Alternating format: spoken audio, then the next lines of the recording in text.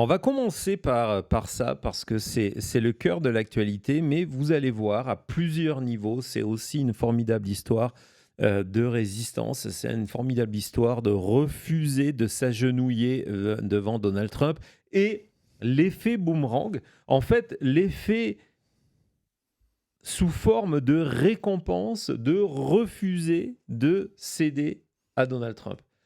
C'est quelque chose, je sais que Thomas, il vous en a parlé lors de ce dernier 45 minutes. On se rend compte avec le temps que finalement, c'est mieux de résister à Donald Trump que de céder. Hein. Thomas, vous avez montré l'exemple de Apple qui avait cédé et qui finalement, vu qu'ils ont cédé, ça n'arrête jamais. Cette espèce de harcèlement de Donald Trump, d'exigence de Donald Trump ne cède jamais.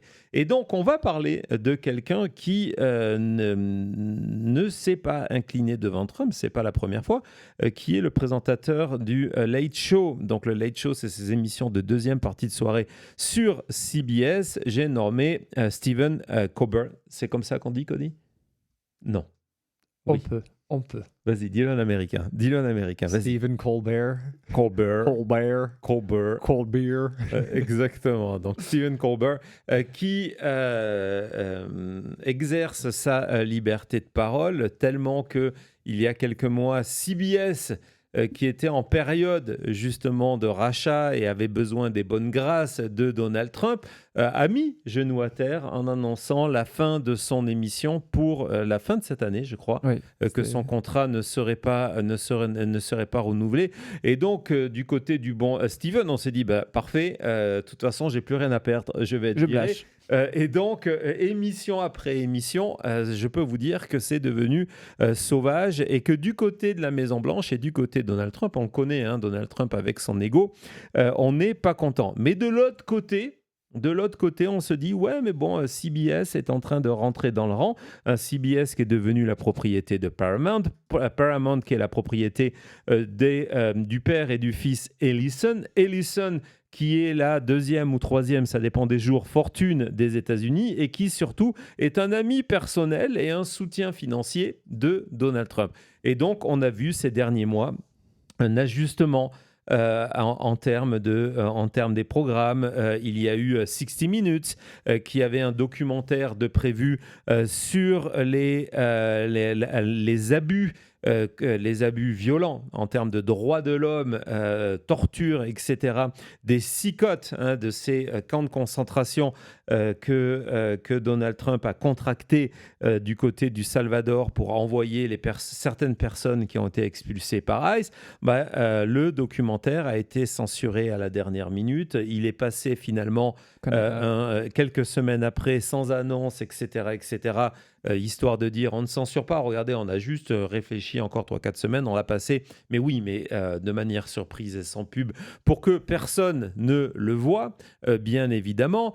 Il y a eu la reprise en main de l'information. Il y a cette décision, par exemple, dans le cadre de l'affaire Epstein, d'engager et... Alors, je sais qu'il est en promo aussi en France, où son livre vient de paraître. Vous savez, c'est ce genre de médecin qui vous donne en plus des conseils. Un petit peu, il y a un film qui s'appelle Gourou en ce moment au cinéma en France.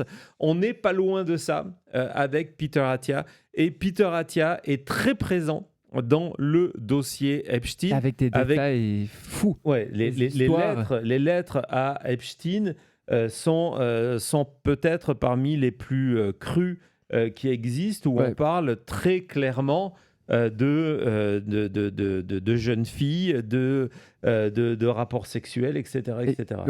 Des détails, c'est quelqu'un qui, on voit souvent dans les emails, c'est pas caché de dire les choses, n'a pas essayé d'utiliser du langage codé.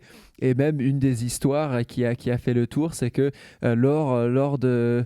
Il y a quelques années, quand sa petite fille ou fils avait été en bas âge et était très malade, avait une maladie où elle devait se faire opérer, lui, à la place d'aller accompagner sa femme, la mère et l'enfant à l'hôpital, il a dit qu'il devait rester à New York pour du travail. Et en fait, c'était la même semaine où il emailait Epstein en disant « c'est quand la soirée ?» Ouais. Donc, ce monsieur qui sort un livre en France en ce moment, vraiment chez un grand éditeur, c'est scandaleux, Peter Attia est devenu désormais un consultant à 60 Minutes. Donc Peter Attia est arrivé. Par contre, Anderson Cooper, qui travaille aussi pour CNN, lui a été, et il était correspondant depuis toujours à 60 Minutes, il vient d'être viré. Ouais. Ça a été une décision hier. Donc voilà, Anderson Cooper, CNN, Donald Trump n'a pas CNN. Donc on n'a pas renouvelé le contrat de Anderson Cooper, mais on a Peter Attia. C'est CBS Newsmax. On a des exemples comme ça. Et hier, donc on va voir le titre, cette décision de CBS en demandant qu'il ne diffuse pas l'interview de James Talarico. Alors James Talarico, c'est qui ? C'est un nouveau candidat, un jeune extrêmement prometteur du côté du Texas, démocrate, qui, selon certains sondages, aurait des chances d'être élu. C'est quelque chose qui est extrêmement préoccupant pour Donald Trump dans le cadre des élections sénatoriales. On s'était dit, parce que c'est une réalité, la carte électorale avec ce principe de renouvellement au tiers du Sénat est extrêmement favorable aux républicains. Et il y a encore 2 ou 3 mois, personne se disait, ouais, mais non, les démocrates peuvent gagner le Sénat. Entre-temps, il y a eu évidemment la chute de Donald Trump, les élections du 4 novembre, etc., etc.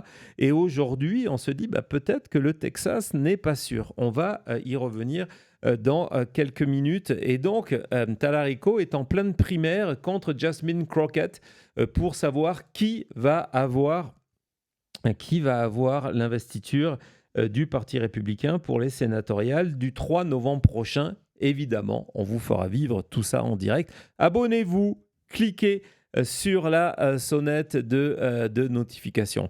Et donc... Primaire démocrate, ouais, j'ai dit républicain. Voilà, ça arrive. c'est pas grave. Voilà. Et bon, primaire démocrate, vous avez compris. Et donc, Talarico, hier, était invité de Colbert. Santé. C'est parfait. Et donc, il n'a pas eu le droit. Les avocats de CBS ont dit non, c'est hors de question. Pourquoi ? Parce qu'il y a quelques jours, le FCC, alors on vous a beaucoup parlé de FCC, c'est l'organisme qui est en charge de gérer les chaînes de télévision. À sa tête, Brendan Carr, un pro-Trump, c'était ce monsieur, on s'en souvient, qui avait le pin avec le profil de Donald Trump couleur dorée, a fait une lettre en disant qu'il souhaitait revoir, vous allez voir pourquoi, revoir la loi. Et il considérerait, parce que le plus fou, c'est qu'il y a eu cette décision de censurer cette interview hier, alors qu'il n'y a toujours pas de loi. C'était juste une déclaration d'intention. Et sur cette déclaration d'intention, CBS a capitulé. Donc, sa déclaration d'intention, c'était de dire que désormais, les interviews d'hommes politiques dans les talk shows seraient considérées comme le equal time. C'est pareil, vous avez ce temps de parole en Europe de dire, tiens, si vous invitez un démocrate, il faudra inviter pour la même longueur un républicain. Et évidemment, au niveau des talk shows, on n'est pas forcément intéressé à avoir des républicains en ce moment qui, de toute façon, ne seraient même pas intéressés à venir. Et donc, depuis que cette loi du equal time existe, depuis les années 80, les talk shows qui font de l'humour, qui font de la promo de livres, etc., n'étaient pas couverts par cette loi. Mais évidemment, on arrive à l'élection du 3 novembre prochain. Et du côté de Donald Trump, l'idée, on le voit avec CBS, on le voit avec cette volonté de revenir contrôler CNN dans le cadre du merger Paramount-Warner ou Warner-Netflix. Et il y a cette volonté de dire, tiens, on veut contrôler les ondes et enlever tout ce qui est critique contre Donald Trump parce que ça va être un des facteurs qui va faire que l'on va perdre les élections. Et donc, Brendan Carr a envoyé cette lettre-là en disant « Je songe à interdire ça ». Ce qui est excellent, c'est que dans sa lettre qu'il a envoyée, il a précisé, et vous allez voir, que cette modification irait uniquement sur les émissions télévisées, les talk-shows, mais pas les émissions radio, pas les émissions de talk radio. Pourquoi ? Parce que toutes les émissions radio de talk aux États-Unis, ces émissions où les gens discutent, ce sont des émissions de la droite MAGA, de extrême droite, etc., etc. Donc il a dit non, mais on va juste modifier le dernier endroit à la télévision où on critique Donald Trump, mais pas le reste. Il y a à peu près un talk show qui passe à la télé qui est de la droite. Sinon, c'est que des programmes qui se opposent à Trump. Donc voilà, mais côté radio, c'est que la vieille école. Il n'y a pas vraiment des gauchistes, on va dire, qui passent à la radio. Donc, il n'y a pas d'émission qui existe pour eux, il n'y a pas de chaîne. Quelle folle décision de se dire non, mais en fait, la loi, très clairement, je l'applique que aux gens que je n'aime pas. Exactement. Et donc hier, il y a eu cette décision de se dire on ne va pas diffuser du côté des avocats de CBS. Donc maintenant, ils vont renvoyer très certainement la balle sur la production du show en disant non, c'est pas vrai, on voulait les laisser ceux qui n'ont pas voulu, etc., etc. Mais résultat, ce n'est pas passé. Alors, on va se rappeler qu'en 2023, lorsqu'il était dans l'opposition, Brandon Carr, qui est un des auteurs d'un... Comment il s'appelait ce livre que Kamala Harris, elle en parlait souvent et on lui disait... Project quelque chose, je sais plus. Il y a J.D. Vance qui a écrit un mot. Mais Trump ne connaissait pas. Trump ne connaissait pas du tout. Trump ne connaissait pas. Mais donc, c'est pour ça qu'il a insisté qu'il n'y avait rien à faire avec le Project 2025 et qu'il ne connaissait pas le projet 2025. Oui, parce que si les médias américains avaient fait leur boulot, comme on l'avait fait ici, ils auraient pu voir que Brandon Carr, futur patron du FCC de Donald Trump, avait écrit tout un chapitre dans le projet 2025 où il racontait ce qu'il est en train de faire maintenant. Pas de surprise, les gars, je vous ai prévenu. Mais en 2023, ça faisait très bien et vous avez la même chose du côté de l'extrême droite en France, de parler de liberté de la parole en disant c'est une manière d'un contre-pouvoir. Le régime en place nous empêche de parler. Défendons la liberté de parole. On dirait un tweet d'Elon Musk. Oui, mais de toute façon, ils sont amis. Ouais, c'est certain. Ils sont amis et en tout cas, on était dans le même esprit. Donc voilà, ça c'était en 2023. Et donc, Colbert hier a pris cette décision de se dire, OK, on ne va pas le passer, je vais vous expliquer pourquoi. Mais par contre, on va aller mettre le segment sur YouTube. Et le segment a été posté sur YouTube avec un succès, on va le voir, considérable. Juste pour vous donner une idée à quoi ressemblaient les commentaires ce matin, vous voyez, c'est vraiment l'effet Streisand. Il y a plein de gens qui disaient, de toute façon, moi, je n'aurais même pas regardé ça, les interviews politiques. Ouais. Et c'est vrai que nous, lorsqu'on regarde les late shows, très souvent, on ne rate pas l'interview. Non, on regarde l'introduction, le monologue, les blagues. Ouais. Et après, quand il y a l'invité, on se dit, OK, ben voilà, c'est la partie qu'on peut sauter. Exactement. Mais regardez ça, la plupart des commentaires, ce sont des gens qui disent, écoutez, je regarde ça parce que la FCC ne veut pas que je le regarde, donc je vais aller voir. C'est comme quand vous dites à un enfant de ne pas aller jouer avec quelque chose, évidemment, on va aller faire ça. Et donc, résultat, succès d'audience. Donc, on va voir les chiffres de cette succès d'audience à midi sur la côte Est. C'était il y a environ 4 heures. Évidemment, ça a commencé à grandir en disant que voilà, c'est devenu. Regardez, merci Donald Trump, merci Brandon Carr. C'est devenu l'extrait le plus vu de l'histoire sur les réseaux sociaux YouTube, Instagram, TikTok et Twitter, des extraits de l'émission en disant regardez, à la télévision, en moyenne, il fait 2,3 millions, mais regardez ce qui vient de se passer sur Twitter à 5,1, TikTok 2,4 et les chiffres, allez les voir, YouTube 1,3, augmentent depuis à mesure que les Américains découvrent l'affaire. On va noter que Talarico, je pensais te l'avoir mis dans le dossier, peut-être je me suis trompé de dossier. Lui, tout de suite, il a compris ce qu'il fallait faire. Il est allé poster le tweet en disant est allé poster la vidéo, le lien vers YouTube, en disant voici mon interview qui a été censurée par Donald Trump. En quelques heures, il y a eu près de 5 millions de personnes qui ont regardé le tweet sur sa page. Donc malheureusement... Depuis le tweet sur YouTube, ça a déjà doublé. On s'approche des 2,5 millions de vues sur YouTube. Oui, et il y a un deuxième segment où il parle de comment ça a été censuré, qui a également plus de 2 millions de vues. Voilà. Donc, sur YouTube, que sur YouTube. Que sur YouTube. Donc évidemment, on ne peut pas vous les passer pour des questions de droit. On respecte toujours les droits, c'est important, les droits d'auteur. Donc on ne peut pas vous le passer, mais on vous incite à aller regarder tout ça sur YouTube. Et quand je vous parle d'effet Streisand, donc on mesure l'effet Streisand par le succès du nombre de vues. Allez regarder lorsque vous irez sur YouTube. Pas maintenant, hein, nous sommes en direct, on continue. Lorsque vous aurez terminé cette émission, allez faire un tour sur les commentaires. Il y en a des très très bons. Et vous allez voir le nombre de personnes qui disent on essaye de nous empêcher de le voir. Résultat, on le regarde et on le partage parce que ce qui est en train de se passer. Mais on va aller mesurer ça de manière complètement différente grâce au trend, parce qu'on est en période électorale, sur Google au Texas. C'est super important parce qu'il est candidat au Texas. Je vous rappelle qu'au Texas, je crois que la population qui vote, c'est environ 1 million d'électeurs au Texas pour sa partie sénatoriale, chiffre à vérifier, vous voyez le nombre de vues. Donc, il y a déjà eu plus de vues que d'électeurs.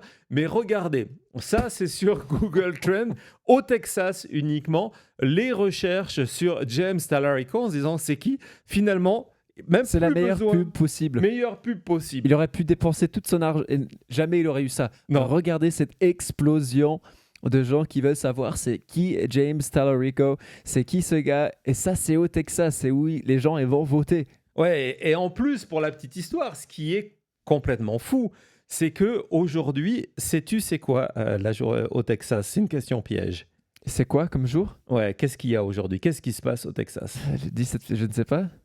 Aujourd'hui, mardi 17, c'est le début des élections primaire. Aujourd'hui, on vote alors quel par timing. anticipation. Donc, avant de lancer l'émission, je suis allé voir les chiffres à 14h dans les bureaux de vote.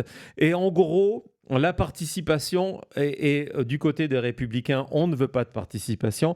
La participation était entre plus 125 et plus 280% par rapport aux dernières élections il y a 2 ans ou 4 ans selon les endroits. Donc le timing était parfait. Évidemment, du côté de Jasmine Crockett, on a envie de se faire inviter, je suis sûr, quelque part pour avoir la même chose, parce que regardez la courbe de comparaison entre les recherches, toujours au Texas, la comparaison que j'ai sur Jasmine Crockett et Talarico. Et voilà quoi. On dirait que c'est cassé. C'est tellement. C'est pas normal d'avoir cette flèche qui est quasiment droite en termes d'intérêt pour lui. Et ce que vous avez vu, c'est que chaque minute qui passe, vous pouvez relancer les pages et voir que les vues ont encore augmenté. Donc vraiment malade de voir. On peut dire, that's the Trump effect. C'est the Trump effect. Très bien. Call it the Trump effect. Bravo. C'est exactement ça. Et donc, ça veut dire quoi aussi? Ça veut dire que cette idée d'utiliser, c'est un petit peu le côté rouleau compresseur de l'administration Trump qu'on voit dans des tas d'autres sujets qui fonctionnaient au début de son mandat, et de dire, tiens, on va passer par la force de partout, ça ne marche pas. Donc, soit il laisse... Donc, imaginez la chose, soit il laisse des émissions continuer à les critiquer, et c'est pas bon pour eux, soit il les censure, et c'est pire. Mais ça marche que parce que Stephen Colbert a décidé de résister. Si Stephen Colbert avait joué le jeu de Trump, il n'aurait jamais publié cette vidéo, où il n'aurait jamais fait ce segment déjà où il dit les gars, j'ai dû censurer. Il n'aurait rien dit du tout, on n'aurait jamais appris qu'il y avait cette censure-là, et ça aurait été une victoire pour Trump, et il aurait pu continuer avec cette tactique de menace de bully. Là, à la place, tout le monde parle du fait que le FCC essaye de censurer quelqu'un. Tout le monde était au courant maintenant de ce qui se passe. Et le segment qu'on ne voulait pas diffuser, eh bien, c'est le plus vu de l'histoire de Stephen Colbert. Oui, et tu fais très bien de le préciser parce que justement, vous le verrez dans le deuxième segment, celui dont Cody vous a parlé, où il explique ce qui est en train de se passer. Donc voici la capture d'écran.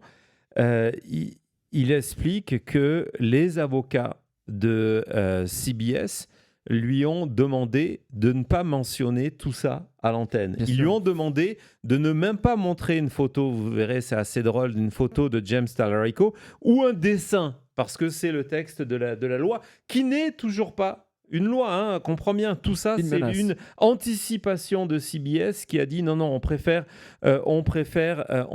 capituler. Et donc, il revient là-dessus en disant, on nous a demandé de ne pas le faire. On nous a demandé de ne pas le parler, de ne pas en parler. Et justement, c'est exactement, on va faire le contraire.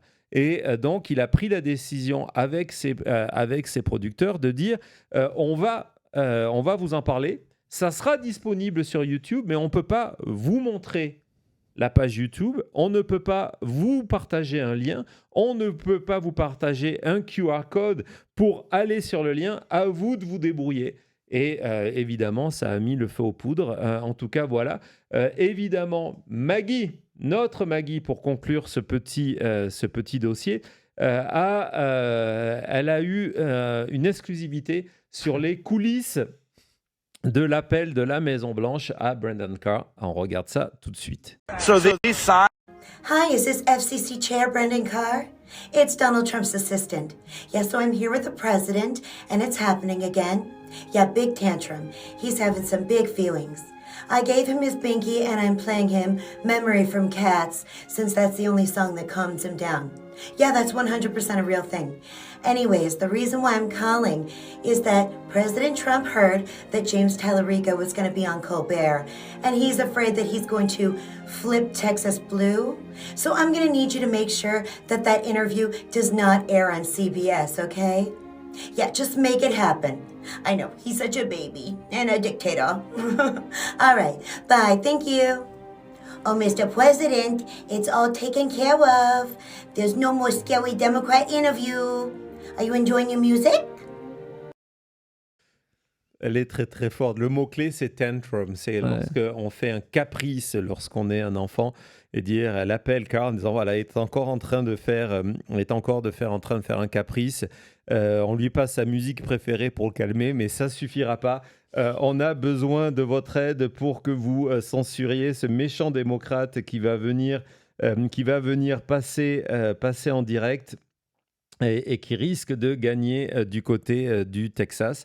Et donc voilà, c'est pas mal vu. Hein. Sincèrement, c'est ce côté-là, il faut se moquer d'eux parce qu'ils veulent toujours nous expliquer que sont eux les hommes, les machos, les forts, les alphas, mais en fait, ils ont peur de tout, ils pleurent pour tout. Et regardez, ils ont des tactiques exactement de bébé.